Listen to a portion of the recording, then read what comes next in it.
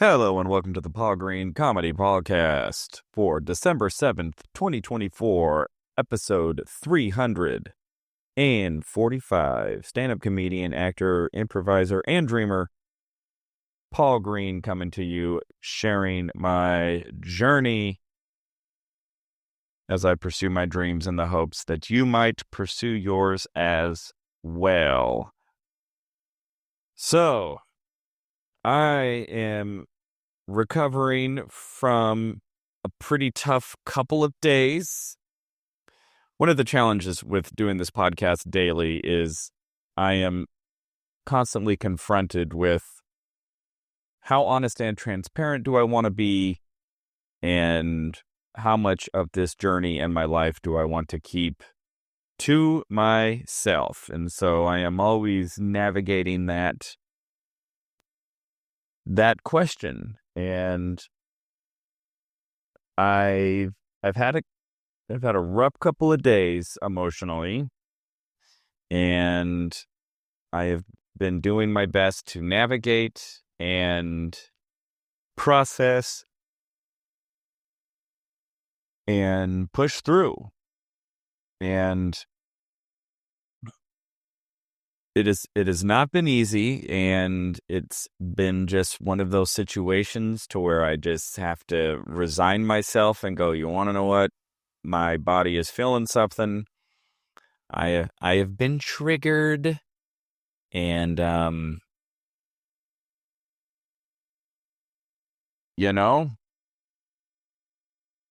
gonna feel this way, and then there will come a day when I don't feel that way anymore. Which is just so bizarre how feelings work, because they are so powerful and dictate so many decisions that we make. And yet everything we ever feel or ever felt will go away.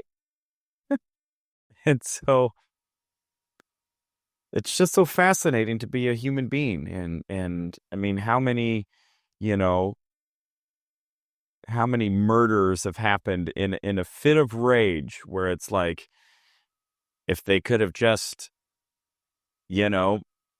delayed the action that they took and from the emotion, or detach the action from the emotion for like 3 more minutes or however long it would take them to calm down,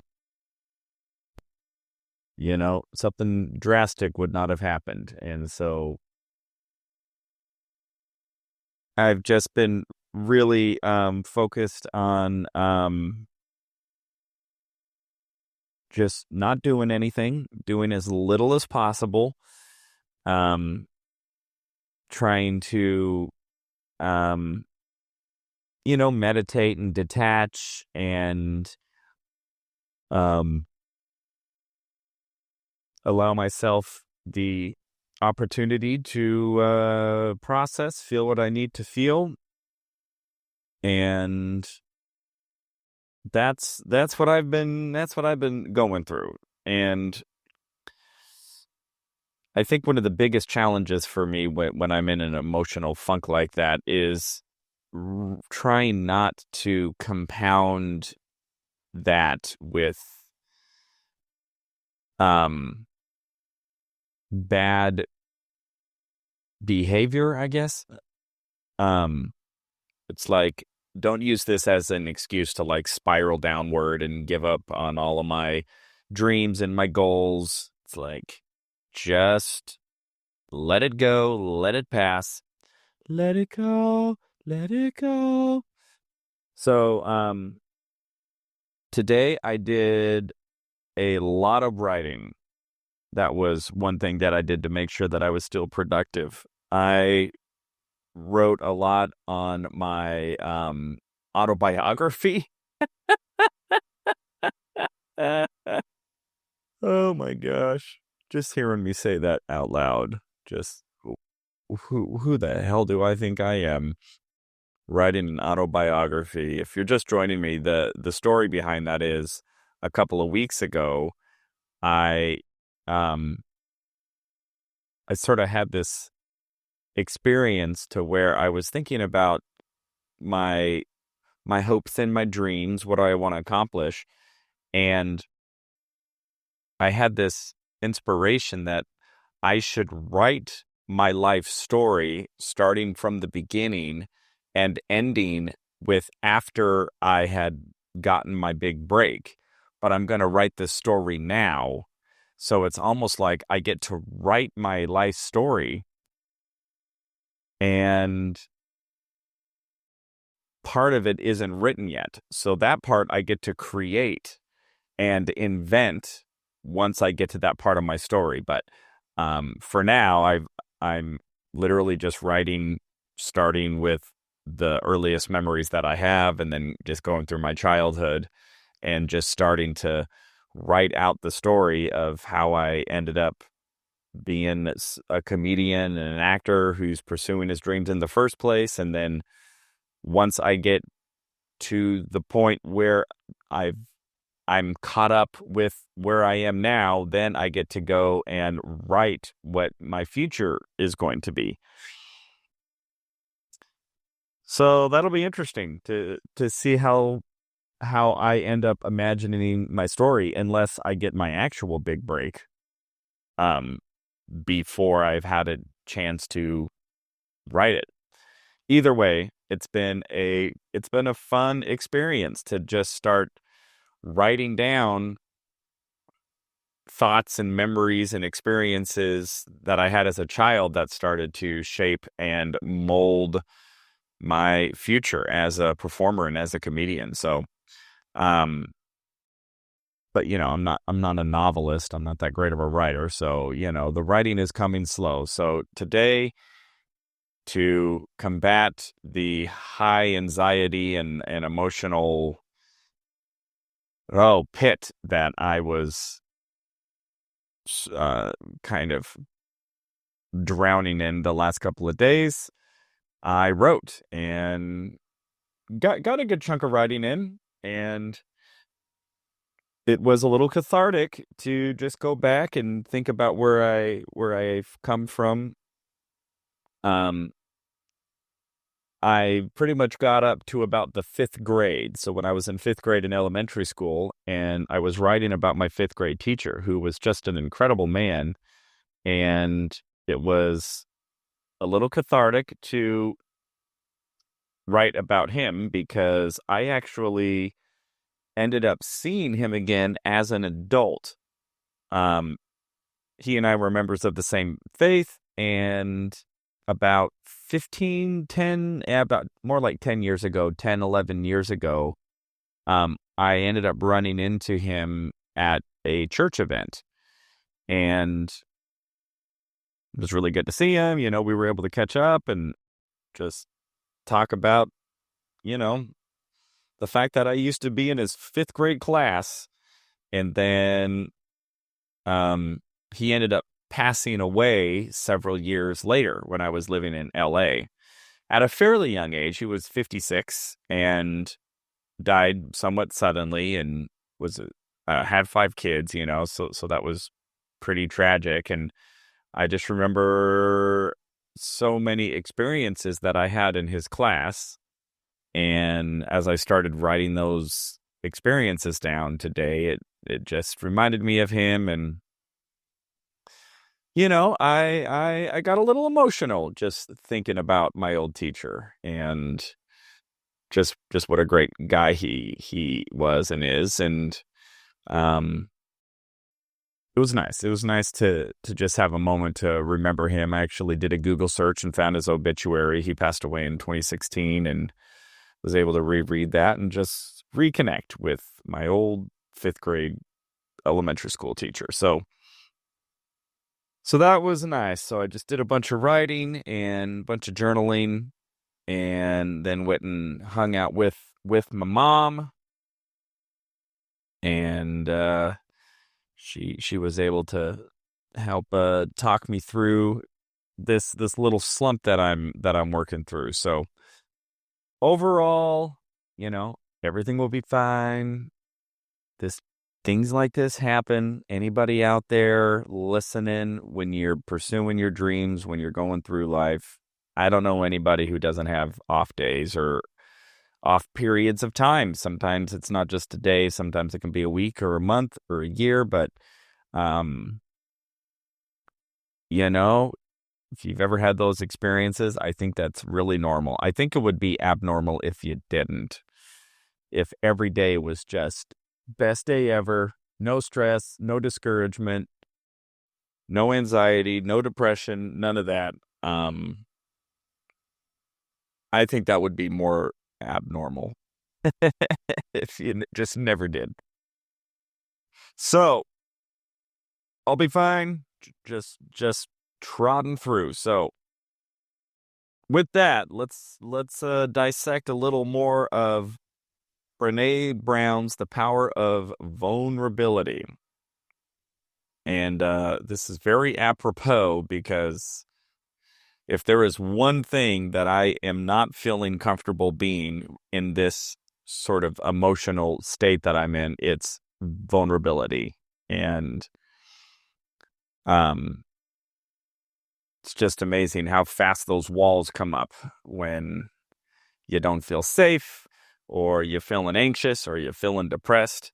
It's like that's the time when you have to be the most vulnerable and when you need to reach out to people and trust to let people close to you and into you, and into your world. And yet those seem to be the time where it's most difficult, and where if you don't feel safe or you feel anxious or you don't feel understood or appreciated or loved or whatever it is, it can be so easy to just put the walls up, become defensive. And here I am talking about Brene Brown's The Power of Vulnerability. So my hypocrisy is on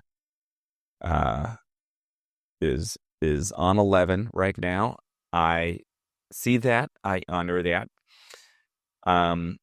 So let's talk about it. So I'm still in the introductory chapter where Brene Brown talks about the people who live wholehearted lives. And she gives 10 characteristics of those who live wholeheartedly, who live wholehearted lives. So I've just been talking about each one of those characteristics, and today's is very interesting. So today's characteristic is cultivate play and rest.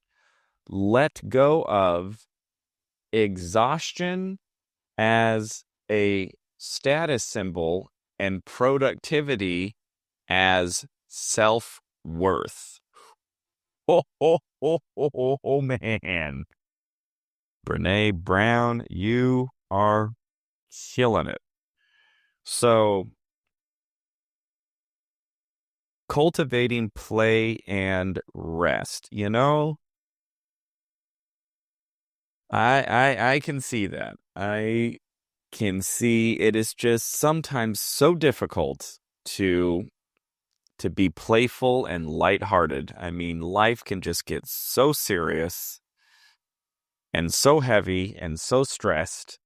And, we go to jobs that we hate, deal with clients and customers that stress us, have to deal with the IRS and the government and bureaucracy and politics and HR and other employees and, our own neurotices and,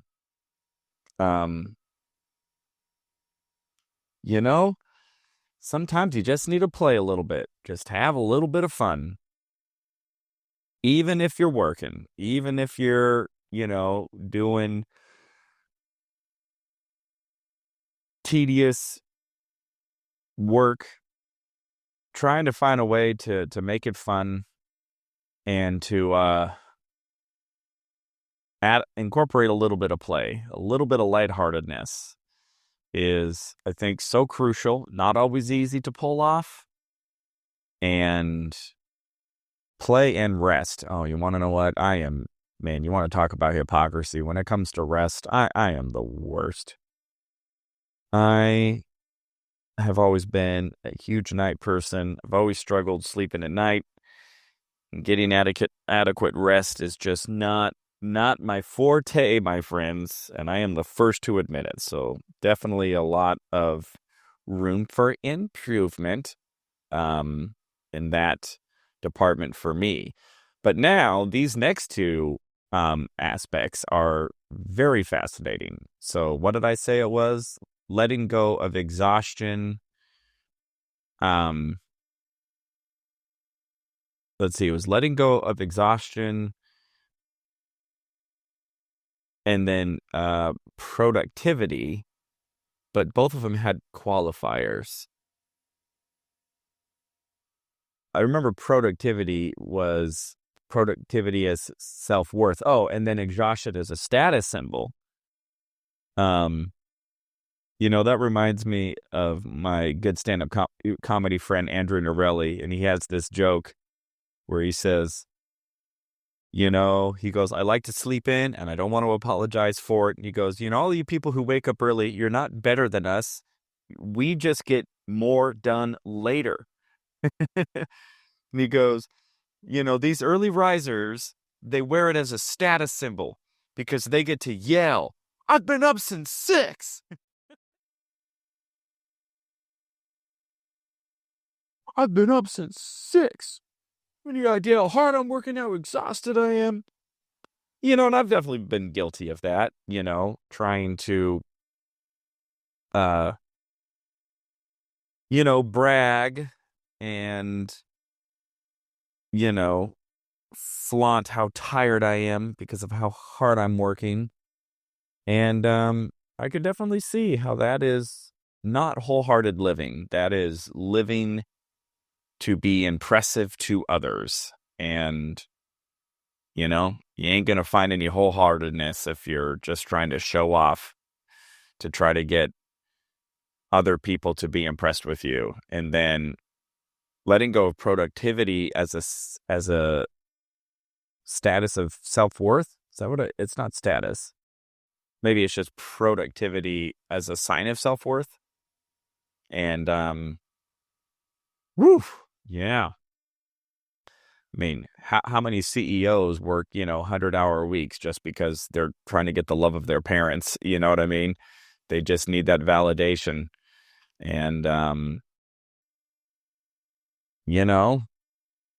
probably been a little guilty of that as well, although I don't necessarily consider myself a productive person. So maybe that's not a huge flaw of mine, although I'm definitely one who is not beneath trying to get self-worth through some sort of external validation. And yeah, I can totally understand how people who seem to free themselves from that need to prove their self-worth by overcompensating with productivity, and people who are able just to let go of this sheer exhaustion style of life to be able to incorporate a little play and have a little fun. Yeah. So definitely some room for improvement for yours truly, and I will be taking a look at that. So we're going to go ahead and call it good for today, everybody. I hope that your lives are going well. You are finding the power of being vulnerable, having a positive impact in your life.